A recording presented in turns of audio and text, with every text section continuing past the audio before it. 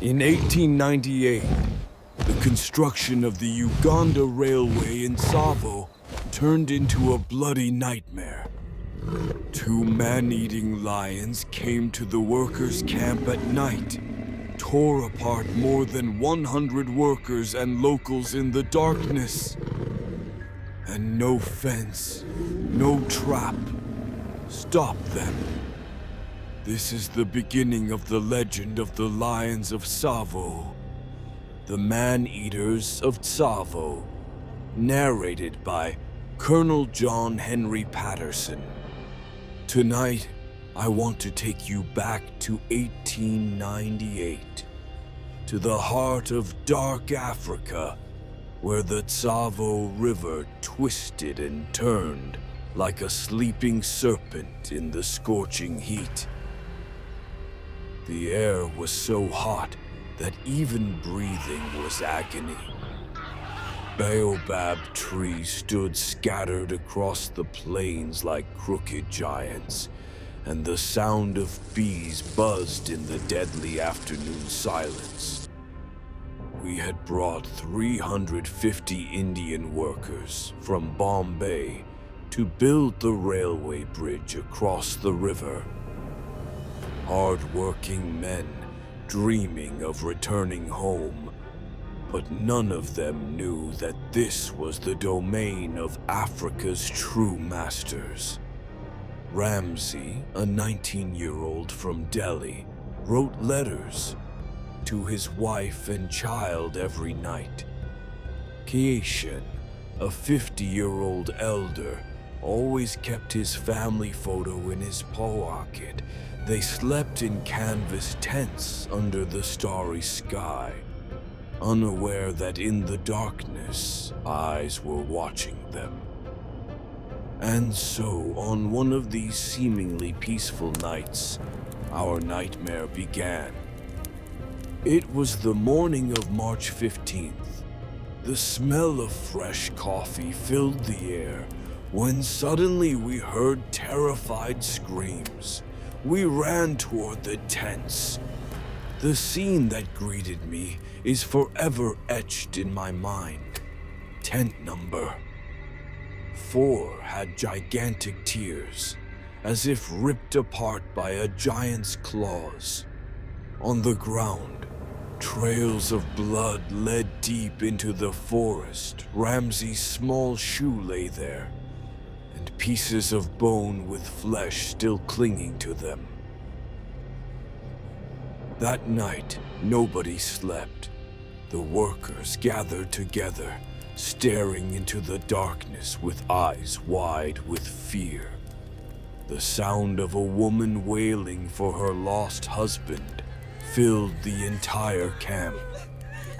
The next morning, local workers warned me. "Colonel, this is the work of the ghost and the darkness. 2 male lions who now know the taste of human flesh." But truth be told, I, a British Army officer, didn't believe it. Until 1 month later, I saw their eyes from just 3 meters away. A night I will never forget. I had gone to the edge of the camp to investigate strange sounds. Suddenly in the moonlight, I saw 2 massive shadows.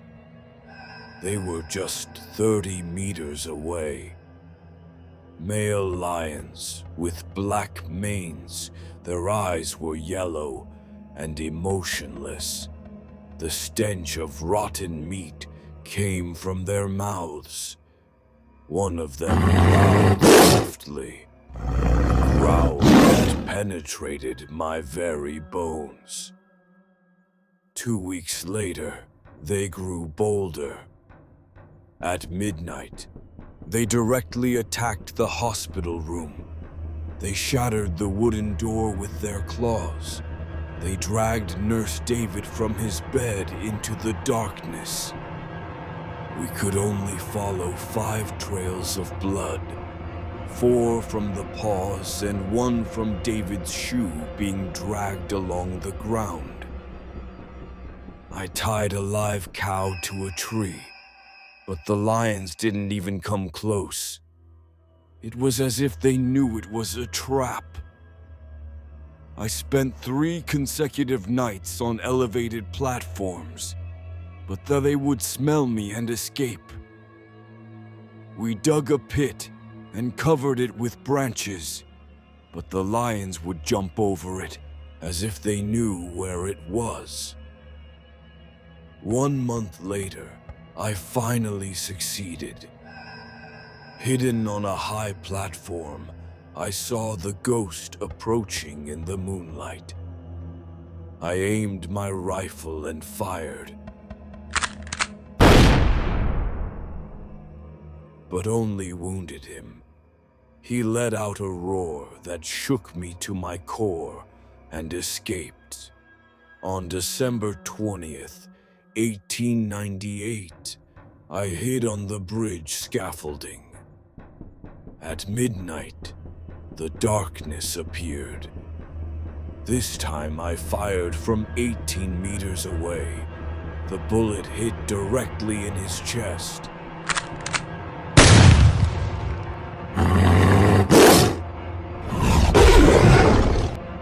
But even wounded, he charged at me with power. I fired again and again until he finally fell to the ground.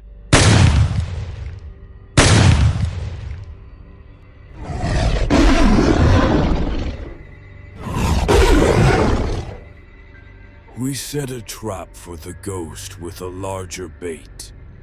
This time I fired from close range, and after 9 months, our nightmare finally ended.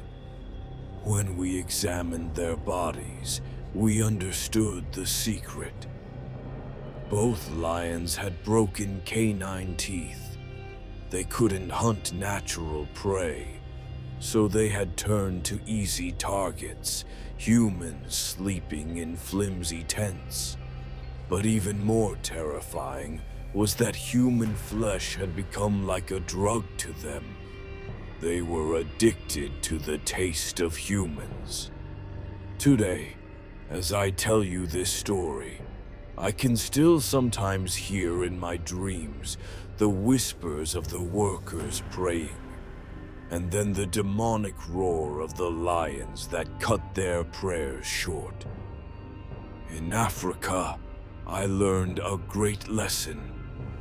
Sometimes nature takes revenge on us, and sometimes the real hunter is the one we think is the prey. This story is based on the real case of the Tsavo Man-Eaters in Kenya during 1898 to 1899. These 2 lions are known as the deadliest lions in history.